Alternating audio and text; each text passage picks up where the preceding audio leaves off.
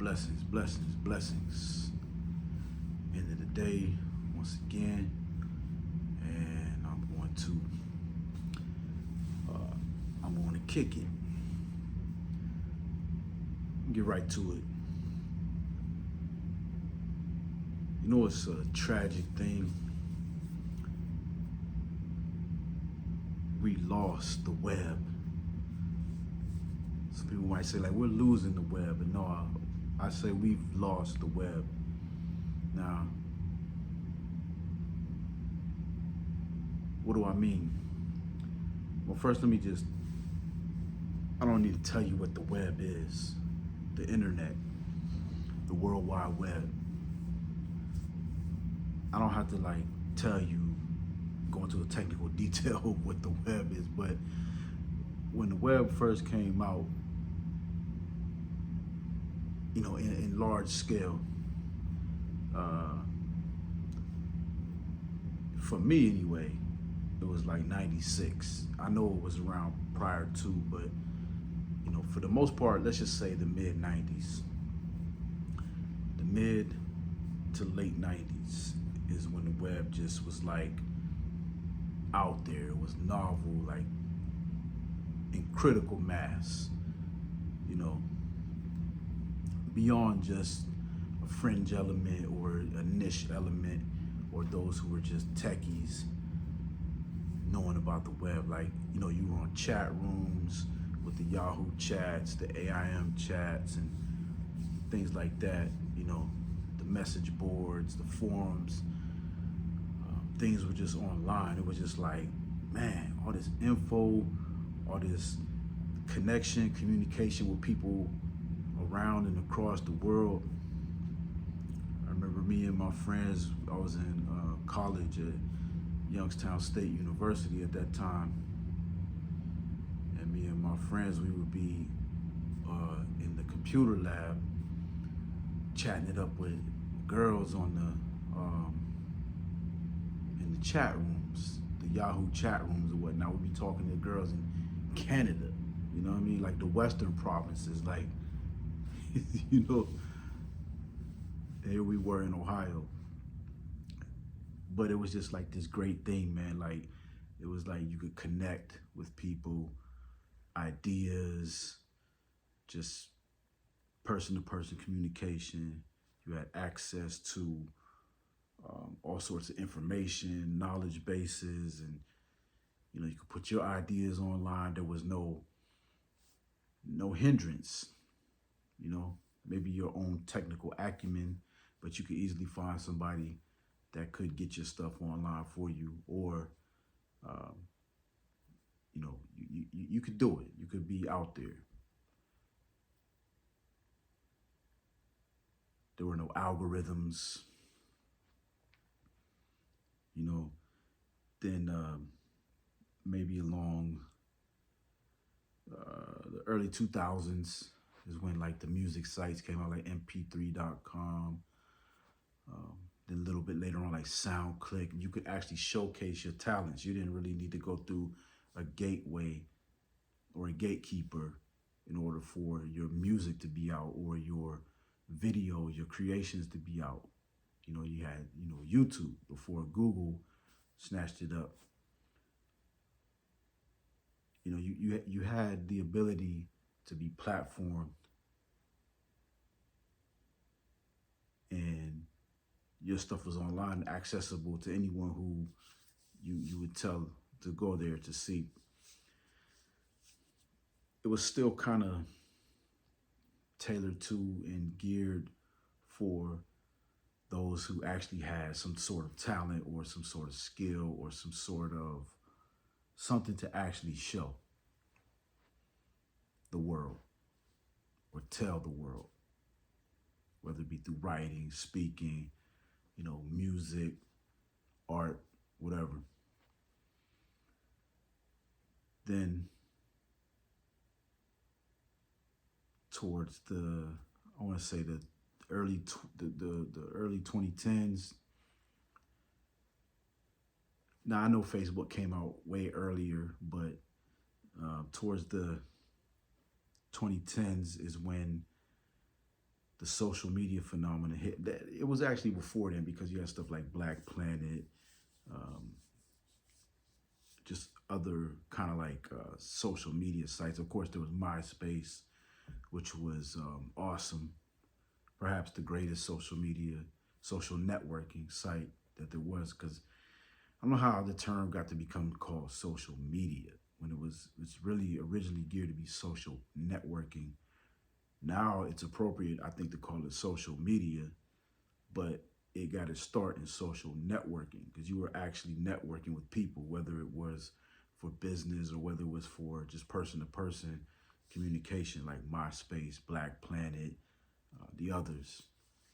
You know, it was actually social networking, meeting friends, really communicating on a level like that.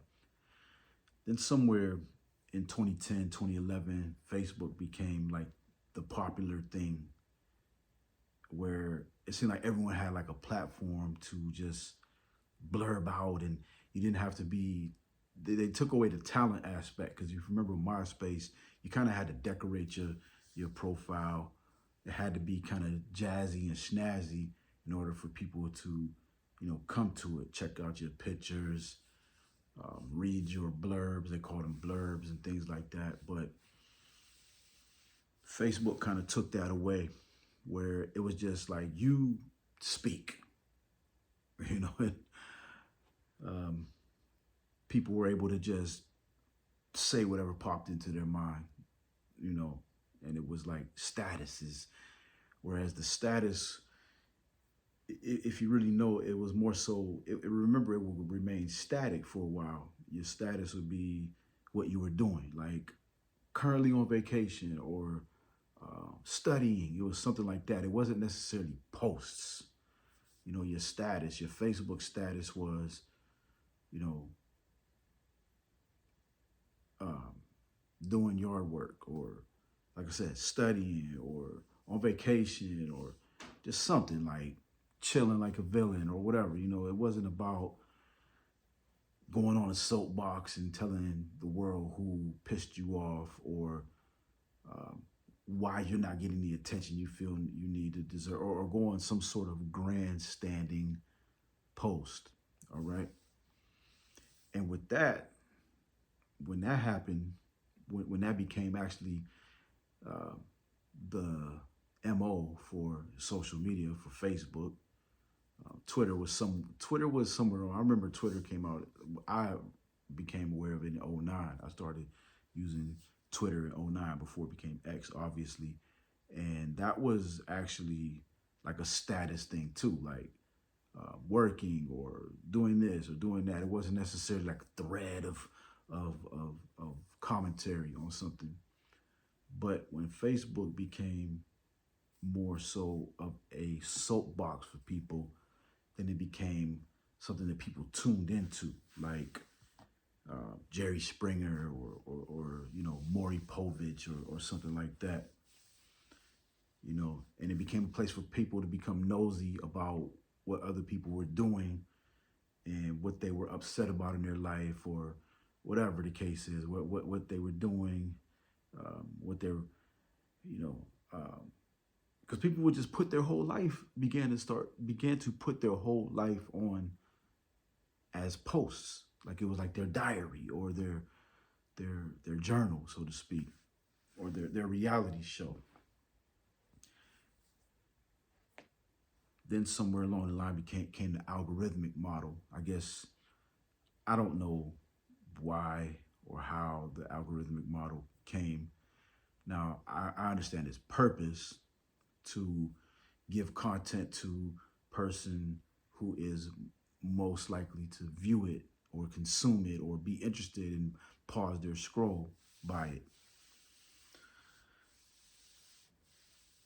The algorithmic model came into play, where you could post, but people might not see it because the algorithm may not deem it worthy to show to said person or people. Now, the algorithmic model, you could explore it a lot of different ways. Some for the purpose of keeping people engaged with the platform in order to show them an ad at some sort of interval, or to actually marshal the thoughts of people. If you I'm not going to go into detail about that, but if you're curious about what I mean by that, you can just research uh, Google's Project Jigsaw, and you can go down a nice little rabbit hole there and come away with what I mean by the marshaling and the shaping of thought through the algorithmic model. Um,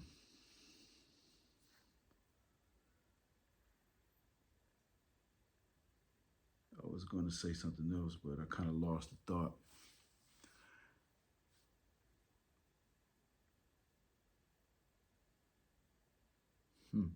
But anyway, yeah. Yeah, the algorithmic model came into play, and now stuff like Instagram came along, where for the most part it was awesome. Okay, pictures, photography, people putting up nice. I mean, you would go to people's profiles or just scroll the feed. I don't know where I was going, but anyway, you could scroll the feed and you would just see just these amazing photos. It was like a platform for photographers or people who really knew how to take nice pictures. You know, but let me back up a little bit. When the advent of the mobile phone came and became the primary device for people to peruse the internet, the way the phone is built in a portrait mode, it's built for scrolling. Your thumb, you can hold it in your hand and you can scroll like this. That's what you're doing. So it's not really conducive to um, pausing your scroll. Like on a computer, you would browse, you go to a website, which nobody goes to anymore, by the way. Like websites, no one goes to anymore. It's just straight to the social media sites, the TikTok, the Instagram, the Facebook, whatever, the X. But when the mobile phone was built, it was conducive to like a machine zone type of scroll. I'm not going to go deep into the machine zone because my battery on my phone is dying, and plus for time's sake. But you should look into the psychological phenomenon known as the machine zone. Vegas casinos get you in that and all that. But the phone is built for people to just scroll up like a timeline, just go down or pull it up rather, just a feed, a feed. That's exactly what it is, of just posts. It's not really conducive for you to stop and really read it and consume it like on a computer, where you would be with the mouse and right in front of a monitor and actually read a page. The algorithmic model is really what killed the internet. It was really what killed the web, because now we have to be so fixated on pleasing the algorithm, and there's a number of reasons. I'm probably not going to be able to get into it because of my phone and because of time, but this is something that could be spoken about at length, and maybe I'll back up and do the video again. I don't know, but anyway, the algorithmic model is one of the main things that killed the web. All right, that made us lose the web, because now we make content that is not only the actual content part to catch the algorithm's attention and say, oh, this is good stuff, this should be shown to the greatest number of people. We try to appease that, and then we leave our human intuition of how we really want to speak and present ourselves, or present whatever it is we're trying to share, to fit into what the algorithm would want, to make sure it's loud, make sure it's fast, make sure it's bright, make sure it's this or that, or, in order to hit the metrics, the key metrics, in order to get out into the feed in front of people. and we stop being ourselves. We want to do it quick. It has to be quick. On Instagram, it has to catch their attention in 3 seconds. It has to be short. Even if you make a reel, if it's longer than a minute, it's not going to get into the reel feed. You'll actually get an algorithmic strike for your content being longer than X amount. They want your content to be short, somewhere between 10 and 15 seconds, 30 seconds at the most, but definitely no longer than a minute, in order for people scrolling like this to pause long enough to consume it, get a laugh or a knee-jerk reaction or whatever, send it to their friends or share it or whatever. It has to be short. It can't be long and informative or demonstrative or really someone's self. And as a result, the content suffers. We're not making good content like that. Even if there is quote unquote good content and it's short, its shortcoming is that it's short. You see what I'm saying? Okay, it may be a great reel. It may be produced great. It may be something that says something real quick, but how can you really communicate something in depth and of real value in 10 to 15 seconds? There are some things, but by and large, you can't really give someone something of value in that short period of time. Okay? You don't give people the time to really consume and get into your content and really absorb it and really process it in the way that it ought to be. So like if I go to a museum or something, I can like sit there and look at the painting on the wall or a sculpture and really examine the nuances and really just take my time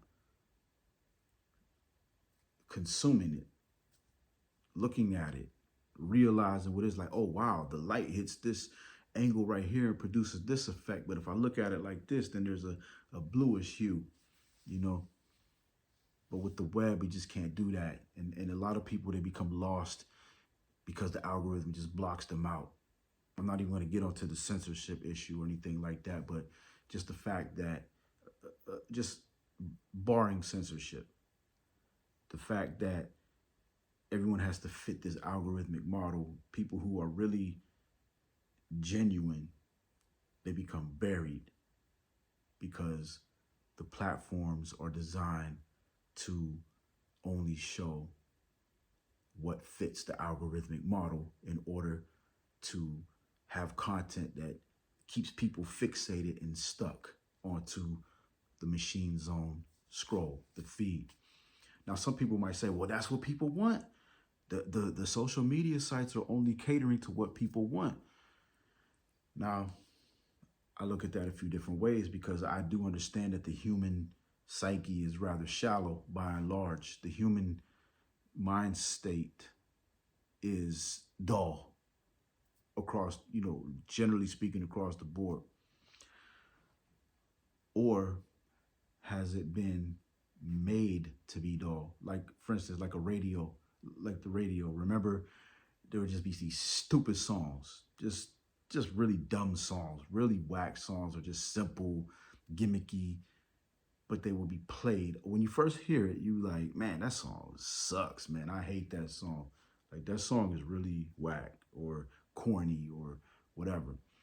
But they play it over and over and over and over ad infinitum. And eventually it becomes a hit because people start seeing like, oh man, So is that the case with the social media where that's all you see? It's almost like junk food. Okay, let's say you work in McDonald's and you work 10 hours a day. You're really grinding. You don't even have time to go get lunch or anything like that elsewhere. And you didn't have time to pack your own lunch, but you get hungry, you just start eating the McDonald's food because that's what's around. Or if you're in a town where they don't really have a lot of good food, or you're somewhere where the food is not, there are not a lot of healthy options or good options. You just like, you know what? Yeah, I just ate this this Taco Bell because it was there, or I just ate this pizza because that's what's there. And then before you know it, you're just eating pizza all the time. 2 weeks go by and you've eaten nothing but McDonald's or Cheetos or whatever. Is that the same thing with the social media? It's like, man, that's what's shown to us. So that's what I've been watching. That's what I'm liking, and the algorithm is picking up that, oh, they're watching this, so let's give them more.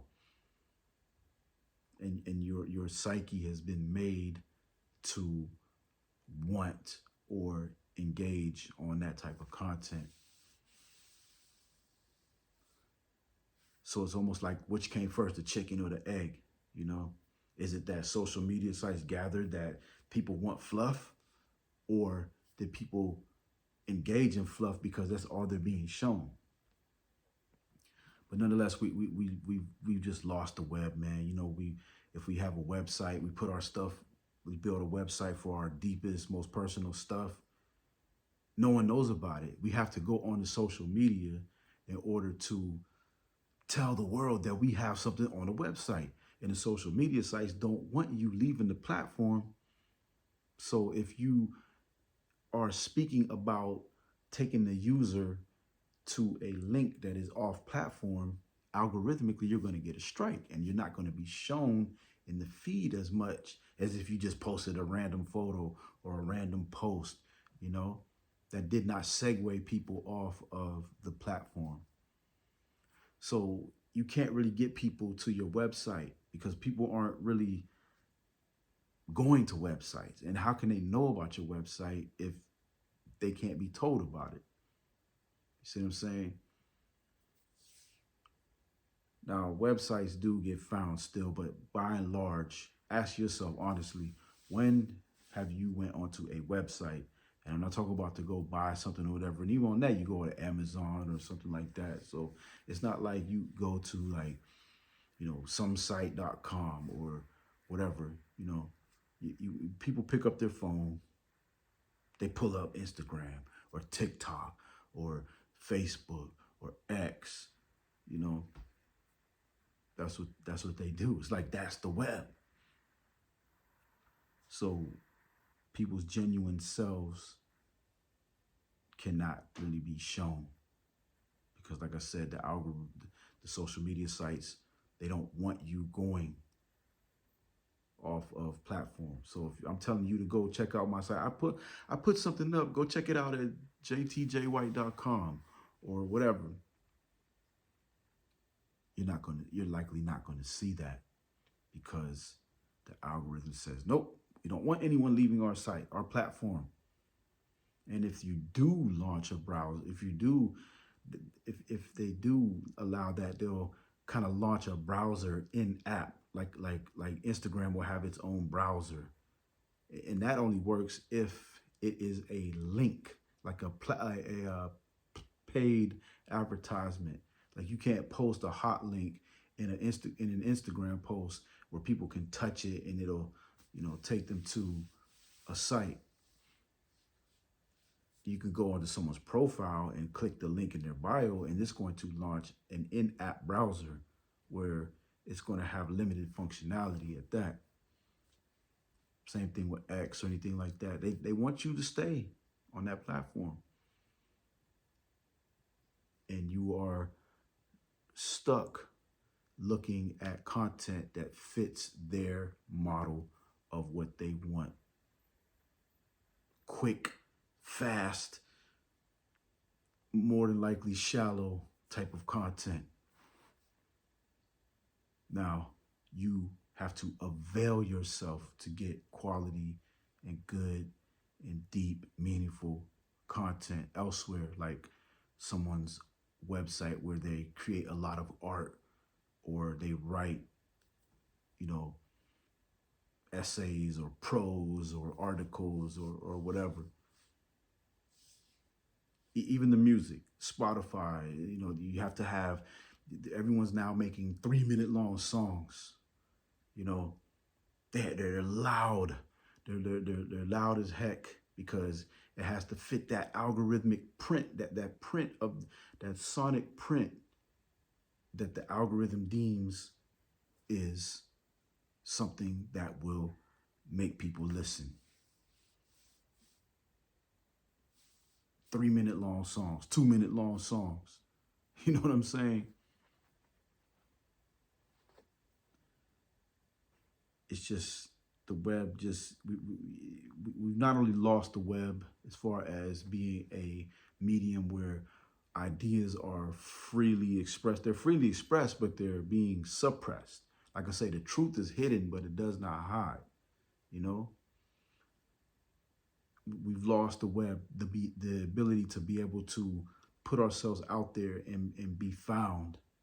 You know, now you have to actually like go offline somewhere, pass out flyers like the old days. Like, hey man, like go to my website, you know, make a QR code so they can scan it to make sure that they go there. Otherwise, pulling up a web browser and typing in a web address is like a lot of work for people. We've been dumbed down internet wise. We don't want to type in anything. We don't want to pull up a browser. We don't want to type a web address. You got to give people a QR code to actually scan in order to get there. You know, so we've lost the web, but we've lost more than that. We've lost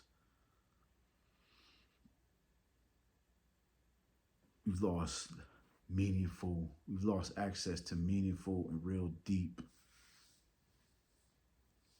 content and expression. I would say it's out there, but we have to avail ourselves to get it. You actually have to know where it is or be willing to look for it. And once you find it, you got to treasure it. You know, you have to really treasure it. You know, people's entire music collection now is online. Like, yeah, I got like 10,000 songs. Like, oh yeah, so what if Spotify decides to go out of business? Or what if the internet goes down? Then what? Then where's your music? All that music collection. Like, remember you used to have like tapes, album, you know, records, CDs, you know, even digital. You can have your music stored on your local hard drive, you know, but people just haven't trusted everything, like their photos. Like, yeah, all my photos are on Instagram, all my photos are on iCloud or whatever, you know. But what if the web goes down? Then what? You know, can you just pull up your computer and go to your hard drive, even if the internet is down, and listen to your music collection? Look through your pictures of your family and your treasured moments and stuff like that. Can you do that? Or is it dependent on the web? You know, I could go further and further, but my phone is going to die. I'm at 28 minutes, so maybe I'll do a part 2 of this, maybe where I'll actually have some notes and have it more structured, but going off the top like that about it. We've lost the web, probably the greatest invention since the printing press. Access to so much information, but we are squandering it on ridiculous skits and reaction videos and silly photos and memes and just vanity and narcissistic displays. Not me though. So hopefully not you either. All right. May the Lord bless you.